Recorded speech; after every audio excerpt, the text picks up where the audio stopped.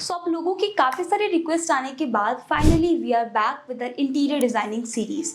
इस सीरीज़ के अंदर आगे बढ़ते हुए आज हम लोग बात करने वाले हैं प्रिंसिपल ऑफ इंटीरियर डिज़ाइन के नेक्स्ट टॉपिक के बारे में, and that is proportion and scale.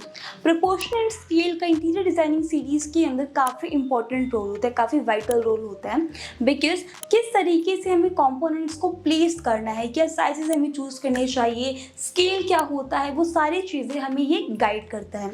सो ये काफ़ी इंपॉर्टेंट टॉपिक हो सकता है आप सभी के लिए। सो मेक श्योर ये वीडियो आप एंड तक ज़रूर देखें, एंड अगर आप इस सीरीज के साथ जुड़ना चाहते हैं सो मेक श्योर हमारे चैनल को सब्सक्राइब कर लीजिए, एंड अगर आपके लिए वीडियो हेल्पफुल रहे तो वीडियो को लाइक ज़रूर कीजिए। So do watch the video till the end and I will see you after a short intro.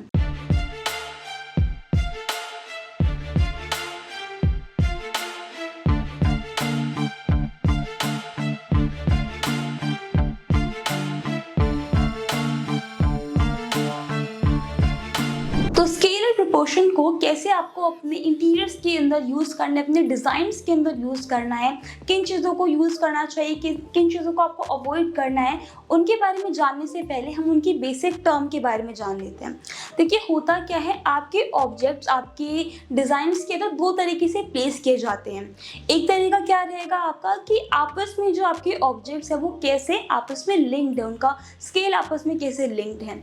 And दूसरा चीज़ आपका यहाँ पे कंप्लीट एरिया के अंदर आपको क्या साइज़ का फर्नीचर आइटम यूज़ करना है, क्या साइज़ के आपको डेकोर आइटम यूज़ करना है, एक वो चीज़ होती है।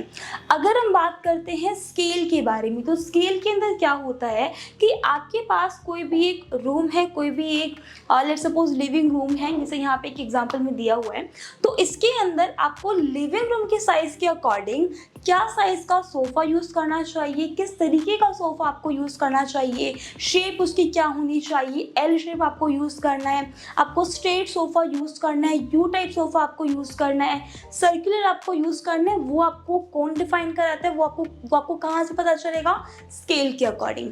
लेट सपोज आपके लिविंग रूम का साइज़ काफ़ी बड़ा नहीं है, अगर आप वहाँ पे एक बिगर साइज़ का सोफ़ा यूज़ कर रहे हैं तो वो आपके डिज़ाइन को अच्छा नहीं दिखाएगा, वो थोड़ा आपको इम्प्रैक्टिकल वाइब करेगा। दूसरी तरफ अगर आप एक स्मॉल लिविंग रूम के अंदर काफ़ी बड़े साइज़ का प्लांट वगैरह प्लेस कर देते हैं तो वो भी सही इम्पैक्ट यहाँ पे नहीं शो करते हैं। तो उस सिनेरियो के अंदर हमें क्या साइज़ का सोफ़ा या कोई अदर फर्नीचर आइटम या कोई डेकोर आइटम यूज़ करना है, वो सारी चीज़ें हमें यहाँ पे स्केल डिफाइन करते हैं। जैसे एक और एग्जाम्पल हम कंसिडर करते हैं, मान के चलिए आपके पास 10x12 का कोई बेडरूम है, अगर आप उस बेडरूम के अंदर किंग या क्वीन साइज का बेड रख रहे हैं तो वो आपके स्पेस को काफ़ी ज़्यादा यूज़ करेगा। दैट मीन्स आपका नेगेटिव स्पेस जो कि आपका खाली स्पेस है वो बहुत कम बचने वाला है, पॉजिटिव स्पेस आपका काफ़ी ज़्यादा ऑक्यूपाई हो जाएगा। तो वहाँ पे कोई और आइटम्स को प्लेस करना, लेट सपोज आपको टीवी यूनिट प्लेस करना है या फिर आपको वहाँ पे कबर्ड प्लेस करने, तो वो चीज़ें प्लेस करना पॉसिबल नहीं है, बिकॉज काफ़ी बड़ा एरिया आपका ऑलरेडी आपका जो बेड है वो यहाँ पे ऑक्यूपाई कर चुका है, तो आपके पास पहले से ही थोड़ा स्पेस यहाँ पे बचा हुआ है। अगर आप कोई और आइटम यहाँ पे प्लेस कर देते हैं, कोई और ऑब्जेक्ट आप यहाँ पे प्लेस कर देते हैं, तो उस केस में क्या होगा, वहाँ पे आपके पास जो मूविंग स्पेस होगा, जो आपका पॉजिटिव स्पेस होगा, वो यहाँ पे नहीं बचेगा। तो उस सीन के अंदर हमें क्या करना है, हमें यहाँ पे स्मॉल साइज का बेड यूज़ करना है, किंग या क्वीन साइज के बेड को हमें यहाँ पे अवॉइड करना है। क्लियर। और दूसरी तरफ अगर आप एक बड़े रूम के अंदर, लेट सपोज आपका कोई 15x20 का रूम है, वहाँ पर अगर आप एक स्मॉल साइज का बेड यूज़ कर रहे हैं तो उस केस में क्या होगा, आपका पॉजिटिव स्पेस बहुत कम यूटिलाइज होगा और वहाँ पे आपका नेगेटिव स्पेस ज़्यादा बचेगा। जैसा कि हम लोग already element of interior design series के अंदर पढ़ चुके हैं कि हमें यहाँ पे पॉजिटिव एंड नेगेटिव स्पेस दोनों को बैलेंस करके चलना होता है, तो उस सिनेरियो के अंदर भी यहाँ पे आपका स्केल भी इंट्रोड्यूस होता है। तो आपको कैसे इसका यूज़ करना है वो आपको यहाँ पे आना चाहिए। दूसरा एग्जांपल देख लीजिए, जैसे इस पिक्चर के अंदर आप देख सकते हैं, तो यहाँ पे क्या किया हुआ है, एक शैंडलियर यूज़ किया हुआ है। अगर इस साइज से बड़ा शैंडलियर हम लोग यहाँ पे यूज़ करते हैं, जैसे जहाँ पे डबल हाइटेड लिविंग रूम्स होते हैं, डबल हाइटेड कोई भी रूम है, वहाँ पे काफ़ी लार्ज साइज़ के शैंडलियर यूज़ किए जाते हैं। अगर हम उस तरीके के शैंडलियर को यहाँ पे यूज़ करेंगे तो वो अच्छा इम्पैक्ट हमें यहाँ पे नहीं प्रोवाइड करेगा, तो उसे भी हमें यहाँ पे अवॉइड करना है। दूसरा चीज़, यहाँ पे क्या रहता है, एक तो हुआ कि कंप्लीट स्पेस के अकॉर्डिंग हमें यहाँ पे मैनेज करना है, और दूसरा हमें क्या करना है कि आपस में ऑब्जेक्ट किस तरीके से लिंक्ड है उस चीज़ का भी हमें यहाँ पे ध्यान रखना होता है। तो वो जो पूरा वर्क होता है वो यहाँ पे स्केल हैंडल नहीं करता है, उसके लिए हमें यहाँ पे प्रोपोर्शन के ऊपर शिफ्ट करना पड़ता है। सो उसके बारे में हम लोग जान लेते हैं। लेट्स सपोज ये हमारे पास एक इमेज है एंड इस इमेज के अंदर यहाँ पे इन्होंने एल टाइप सोफा यूज़ किया है, राइट। अभी यहाँ पे अगर हम लोग इस साइज से बड़े साइज का टेबल यूज करते तो वो यहाँ पे अच्छा इम्पैक्ट नहीं देता, उसके लिए भी हमें यहाँ पे इसको मैनेज करना पड़ा। दूसरा चीज़, अगर यहाँ पर एक इन्होंने लैंप यूज़ किया हुआ है, अगर हम इससे बड़े साइज़ का लैंप यहाँ पे ऐड ऑन करते हैं तो वो भी यहाँ पे बेटर इम्पैक्ट हमें नहीं प्रोवाइड करेगा।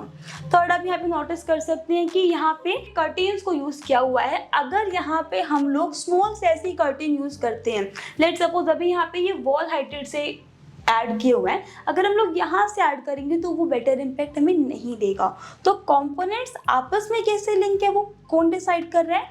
प्रोपोर्शन हमें डिफाइन कर रहा है, सारी चीज़ों के बारे में हमें गाइड कर रहा है। और स्केल हमें किस चीज़ के बारे में गाइड करता है कि हमें यहाँ पे रूम के साइज़ के अकॉर्डिंग कैसे फर्नीचर आइटम्स को यूज़ करना चाहिए। जैसे एक एग्जांपल आप यहाँ पे देख सकते हैं, डाइनिंग एरिया है। डाइनिंग एरिया के अंदर उन्होंने क्या किया हुआ है, काफ़ी बड़े साइज़ की हैंगिंग लाइट्स यहाँ पे यूज़ की हुई है, जो कि काफ़ी सारा स्पेस यहाँ पे हमारा ऑक्यूपाई कर रहा है।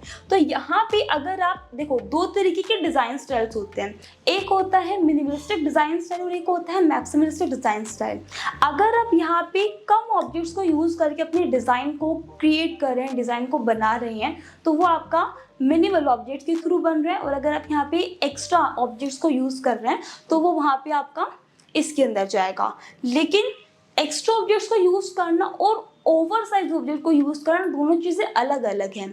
यहाँ पे हमें इस एग्जांपल के अंदर अगर हमारा जो लाइट है उसके थोड़ा छोटा होता तो ज़्यादा बेटर लगता, विजुअली भी एंड दूसरा टेक्निकली भी, क्योंकि यहाँ से यहाँ तक का अगर आप स्पेस नोटिस करेंगे तो वो काफ़ी कम स्पेस आपका बचता है।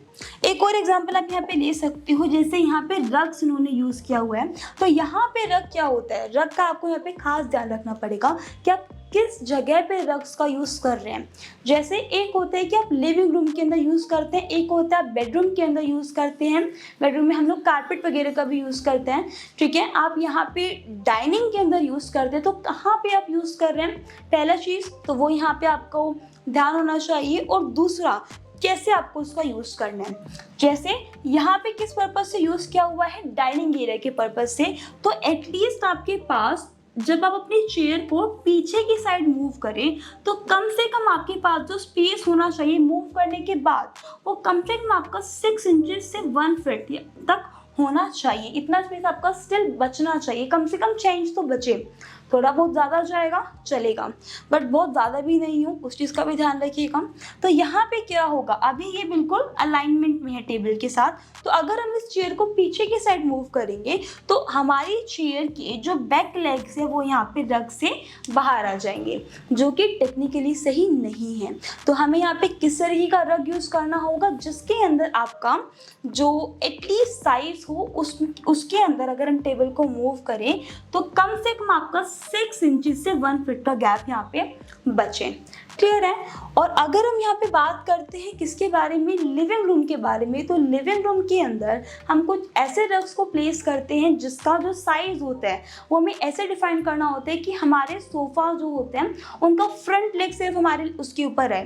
काफ़ी लोग क्या करते हैं कि काफ़ी स्मॉल साइज़ के रग्स को यूज़ कर लेते हैं, या फिर काफ़ी लोग काफ़ी लार्ज साइज़ के रग्स को यूज़ करते हैं। तो दोनों ही सही नहीं होता है। हमें कैसे रग्स को यूज़ करना चाहिए जिसका साइज इतना हो कि हमारा टेबल पूरा कवर हो जाए, हमारा जो स्पेस है सोफ़ा और टेबल के बीच का वो यहाँ पे बचे, और सोफ़ा के फ्रंट लेग्स उसके ऊपर रहे, पीछे का लेग्स नहीं आ रहा है, परफेक्ट है। काफ़ी लोग ऐसा रग्स भी यूज़ करते हैं जिसमें पूरा सोफ़ा ही कवर हो जाता है, तो उस चीज़ को भी हमें अवॉइड करना चाहिए। और दूसरा चीज़, इतना स्मॉल साइज भी नहीं यूज़ करने की वो ओनली आपके टेबल एरिया को कवर करे, तो वो भी आपको यहाँ पे अवॉइड करना है।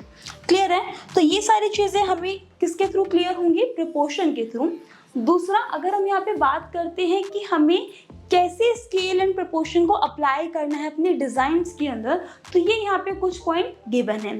जैसे creating a focal point. Focal point क्या होता है, एग्जांपल के साथ हम लोग समझते हैं। जैसे मान के चलिए कि ये आपके पास एक इमेज थी, अगर आप इस इमेज के अंदर मेन फर्नीचर आइटम को हटा देती हैं, लेट सपोज बेड यहाँ पे है, तो अगर हम यहाँ से बेड को रिमूव कर देते हैं तो हमारा सबसे पहले ध्यान किसके ऊपर जा रहा है, सबसे पहला ध्यान हमारा यहाँ पर इस पेंटिंग के ऊपर जा रहा है। तो ये पेंटिंग क्या कर रही है, ये एक फोकल पॉइंट क्रिएट कर रही है। तो सबसे पहले हम लोग क्या करेंगे, हम लोग कुछ ऐसे फर्नीचर आइटम्स को या फिर कुछ डेकोर आइटम्स को, आर्ट पीसेस को प्लेस करेंगे जो कि हमारा फोकस यहाँ पे ग्रैब करेंगे। तो उसके लिए आप यहाँ पे आर्ट पेंटिंग्स का यूज़ कर सकते हैं, या फिर शैंडलियर्स का यूज़ कर सकते हैं, या फिर आप यहाँ पे किसी तरीके की लाइट का यूज़ कर सकते हैं, या कोई अदर ऑब्जेक्ट जो कि साइज के अंदर थोड़ा बड़ा हो।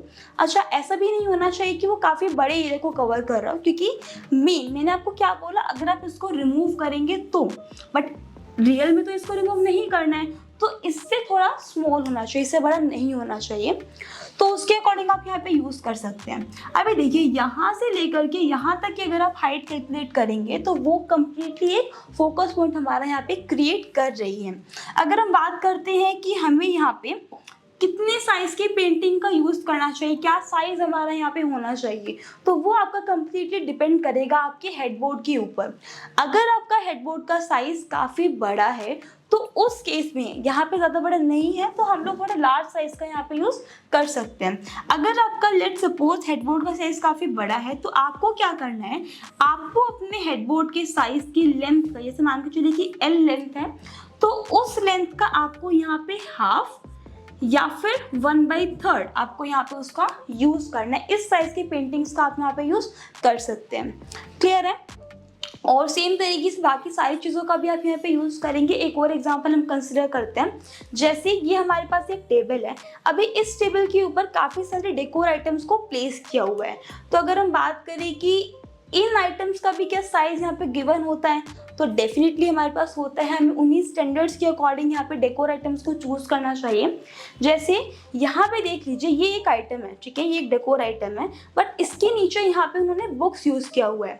रीज़न बहुत ही सिंपल सा है कि हमारे पास जो ये हाइट होती है, जो हमारे पास टेबल की हाइट होती है, वही हम लोग L यहाँ पे कंसिडर करके चलते हैं। तो इस लेंथ का 1/2 या फिर हाफ हम लोग कंसिडर कर सकते हैं, या फिर 1/3 हमें उतना यहाँ पे यूज़ करना हो। तो ये साइज इसका अप्रोक्सीमेटली L/3 होना चाहिए। अगर वो साइज यहाँ पे स्मॉल है तो हम लोग यहाँ पे क्या करेंगे, कुछ अदर आइटम्स का यूज़ करेंगे, उसके बॉटम में हम लोग उसे प्लेस करेंगे ताकि ओवरऑल हाइट उसकी यहाँ पे मैनेज हो सके। क्लियर है? इस तरीके से आप यहाँ पे यूज़ कर सकते हैं। थर्ड एग्जांपल देख लीजिए, जैसे यहाँ पे उन्होंने शैंडलियर्स या फिर हैंगिंग लाइट का यहाँ पे यूज़ किया हुआ है। तो इन लाइट का साइज यहाँ पे काफ़ी बड़ा है। अगर हम यहाँ पे इन लाइट के अलावा किसी और तरीके की लाइट को यूज़ करते जिसका साइज थोड़ा छोटा होता तो मे बी ये इमेज आपका ज़्यादा बेटर लगता। क्लियर है? तो आप इस चीज़ का ध्यान रख सकते हैं। सेकेंड पॉइंट आपका यहाँ पे रहेगा, यूज़ नेगेटिव स्पेस एफिशिएंटली। ये हम लोग बहुत पहले डिस्कस कर चुके हैं positive space and negative space के बारे में। तो नेगेटिव स्पेस क्या होता है, जहाँ पे हम लोग अपने फर्नीचर आइटम्स को या डेकोर आइटम्स को प्लेस नहीं करते हैं। तो हमें यहाँ पे दोनों स्पेसेस को मैनेज करके चलना पड़ेगा। तो एटलीस्ट हम लोग इतना नेगेटिव स्पेस रखें कि हम लोग ईजिली वहाँ पे मूव कर सकें। थर्ड आपका पॉइंट रहेगा रिपीट प्रोपोर्शंस। तो प्रोपोर्शंस क्या थे, ऑब्जेक्ट के साथ एक दूसरे से कैसे रिलेट कर रहे हैं, तो उसको भी हम यहाँ पे रिपीट कर सकते हैं। एंड लास्ट आपका रहता है रूल ऑफ 3। रूल ऑफ 3 क्या कहता है कि अगर आप यहाँ पे कुछ कंपोनेंट्स को, कुछ डेकोर आइटम्स को, या फिर वेदर कोई भी आप यहाँ पे यूज़ कर रहे हैं, उसको आप यहाँ पे 3 के प्रोपोर्शन में यूज़ करें। यहाँ पे 3 लिखा हुआ है, बट मेनली हम लोग यहाँ पे डील करते हैं ऑड नंबर्स के अंदर। तो आप यहाँ पे 1, 3, 5 इनका यूज़ कर सकते हैं। 2, 4, 6 इनको आपको अवॉइड करना है। जैसे एग्जांपल के लिए देख लीजिए, यहाँ पे आपके 1, 2, 3 आइटम यहाँ पे प्लेस हैं, यहाँ पर भी आपके पास 3 आइटम प्लेस है। तो ये बेसिकली क्या कहते हैं, रूल्स ऑफ 3 को यूज़ हम लोग कर सकते हैं एक फोकल पॉइंट को क्रिएट करने के लिए, और ऑल्सो हमारे स्केल एंड प्रोपोर्शन को मैनेज करने के लिए, क्योंकि वो लुक वाइज ज़्यादा बेटर लगता है। तो इस चीज़ का भी यहाँ पे ध्यान रखेंगे। नेक्स्ट हम लोग यहाँ पे बात करते हैं कि हमें करेक्ट स्केल एंड प्रोपोर्शन का यूज़ कैसे करना है। वही सारी चीज़ें हैं पर थोड़ा डिटेल में इसको बताया हुआ है। लाइक साइज आपको कैसे यूज़ करना चाहिए, फर्निशिंग आपको कैसा रखना चाहिए, हाइट क्या आपकी होनी चाहिए ऑब्जेक्ट्स की, नेगेटिव स्पेस आपका कैसा आपको यूटिलाइज करना होना चाहिए, पैटर्न बहुत इंपॉर्टेंट चीज़ है, आप उसके बारे में यहाँ पे रख सकते हैं, और रिपीटेशंस आपको यहाँ पे यूज़ करनी है। तो ये सारी चीज़ें आप एक बार यहाँ से देख सकते हैं। दूसरा, अगर हम यहाँ पे बात करते हैं कि किन कॉमन मिस्टेक्स को आपको यहाँ पे अवॉइड करना है प्रोपोर्शन एंड स्केल को मैनेज करते टाइम, तो ये यहाँ पे कुछ पॉइंट्स हैं, जैसे ignoring the architecture of room. में भी इसका मीनिंग बहुत ही सिंपल सा है कि आपको यहाँ पे अपने रूम का साइज या फिर जो भी एरिया आप यहाँ पे डिज़ाइन कर रहे हैं उसका साइज आपको यहाँ पे ध्यान रखना है कि आप किस साइज के अकॉर्डिंग किस तरीके के फर्नीचर आइटम्स को यूज़ करें। जैसा कि हम लोग बेडरूम वाले एग्जाम्पल में देख चुके हैं कि ज़्यादा बड़े बेडरूम साइज के अंदर हम लोगों को स्मॉल फर्नीचर आइटम्स को यूज़ नहीं करना है। और दूसरा चीज़, अगर आपके पास कोई एरिया स्मॉल है तो वहाँ पे हम लोग अवॉइड करेंगे लार्जर फर्नीचर आइटम्स को यूज़ करना। Not measuring the space and furniture, same point रहेगा आपका। यूज टू बिग और टू स्मॉल, काफ़ी बड़े साइज के आइटम्स को यूज़ करना, डेकोर आइटम्स को यूज़ करना, या फिर स्मॉल साइजेस को यूज़ करना, तो उसे भी हमें यहाँ पे अवॉइड करना है। हमारे स्पेस के अकॉर्डिंग जो चीज़ें परफेक्ट तरीके से फिट हो हम यहाँ पे उसका यूज़ करेंगे। And lastly, use too many pieces, हमें अवॉइड करना है बहुत सारे पीसेस को ऐड करना। हम लोग मिनिमल डिज़ाइन स्टाइल के अंदर जा सकते हैं जहाँ पे हम लोग कम स्पेस कम आइटम्स का यूज़ करके भी अपने स्पेस को डिज़ाइन कर सकते हैं। क्लियर है? जैसे आप इन एग्जांपल्स में देख सकते हो कि बहुत ही मिनिमल चीज़ों का यूज़ किया गया है, बट स्टिल वो चीज़ें यहाँ पे बेटर लग रही है। अगर मैं अभी बात करूँ रिपीटेशंस के बारे में, तो यहाँ पर आप देख सकते हैं लुक वाइज चीज़ें ठीक है, बट यहाँ पे देखिए जो ये चीज़ों को क्या किया हुआ है, रिपीट किया हुआ है। जो ब्लॉक्स है वो यहाँ पे रिपीट किए हुए हैं, तो वो यहाँ पे हमारे फोकल पॉइंट को क्रिएट कर रहे हैं। तो इसको भी आप यहाँ पे नोटिस कर सकते हैं, एंड कुछ एग्जांपल्स आप यहाँ से नोटिस कर सकते हैं। क्लियर है? तो ये बेसिकली कुछ पॉइंट्स है जिसका आपको यहाँ पे ध्यान रखना है स्केल एंड प्रोपोर्शन को मैनेज करते टाइम। आई होप ये वीडियो आप सभी के लिए बहुत इन्फॉर्मेटिव रहा होगा। अगर आप इसी तरीके के वीडियोस को फ्यूचर में भी देखना चाहते हैं तो मेक श्योर आप हमारे चैनल को सब्सक्राइब कर लें। अगर ये वीडियो आपको हेल्पफुल लगा हो तो वीडियो को लाइक ज़रूर कीजिए और अपने फ्रेंड्स के साथ शेयर ज़रूर कीजिए।